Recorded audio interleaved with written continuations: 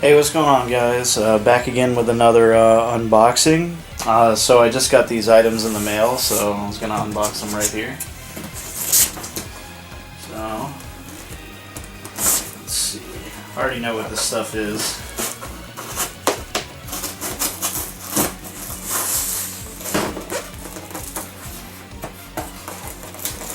So this first item will be used in a new mod that I'll be doing. And of course I'll be posting a video about that as well. Let's see. And I always take the crap out of these.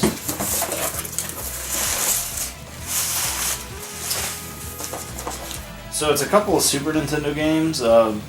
These games don't really, matter to me too much. I mean, Killer Instinct is pretty cool. So we got Vegas, Stakes, Killer Instinct,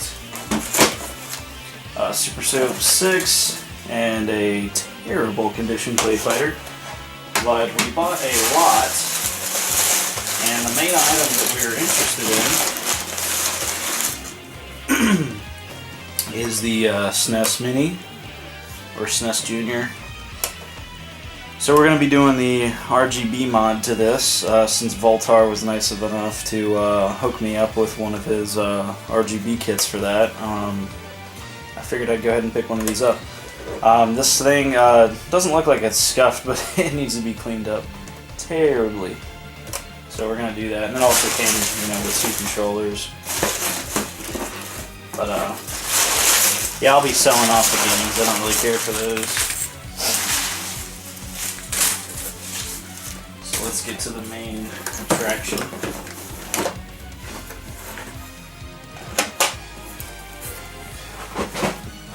So this is a big boy. It says 80 pounds on the package.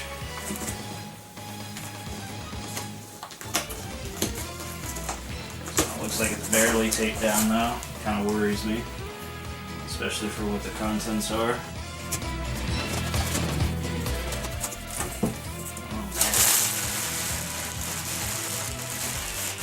It looks like it's packaged up pretty well. I don't know how well I'm going to show this.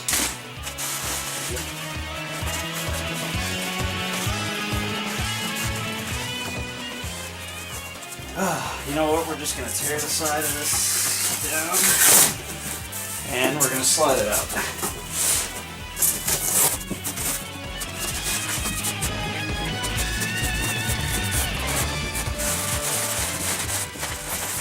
Yeah.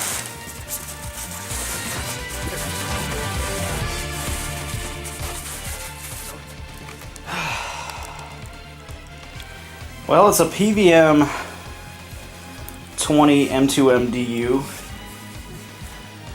So this is my second PVM, and it happens to be the same size and model number as my other one.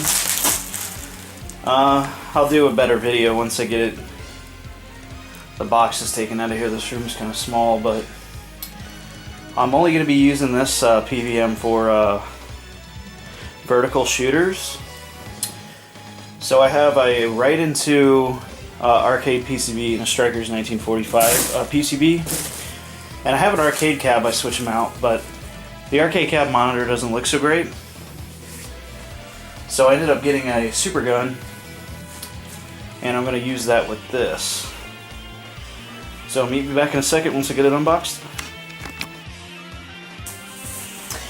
Alright guys, I finally got it unboxed, and that sucked. These things are real heavy, I'm sure y'all are aware. So,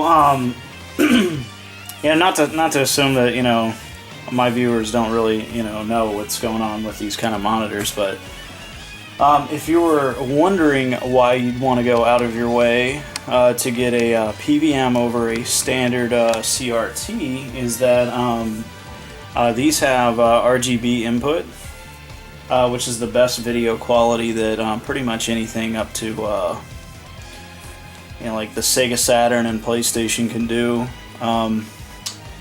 The PlayStation 2, Xbox, and GameCube era, those can do RGB as well, but Component can do a higher resolution while not having better image clarity than RGB. The resolution matters a lot too. So So I'll show off the back if anybody's wondering what the inputs look like. So PVMs traditionally use, let's try to get this off there, B and C connectors, which are similar to RCA, except you have to slide the cable on and it'll lock into place. So this monitor has two RGB/component inputs, S-video and composite, and mono audio, which we won't be using. So I just plan on using this for vertical shooter games, which I'll show off here in a moment. So I'm gonna get this fired up. Alright guys, moment of truth. Trying this out for the first time. Alright, it's a good sign. Power's on.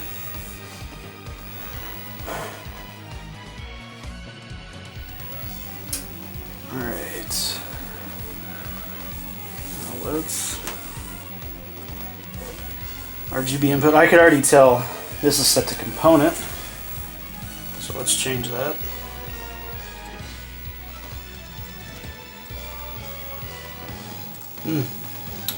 So we're going to pick external sync since we're doing RGB sync. Okay. And we have right into mistakes. We have right into PCB, super gun. Obviously the aspect ratio of this game will be off. Awesome. And it powers on. Won't have any audio right now.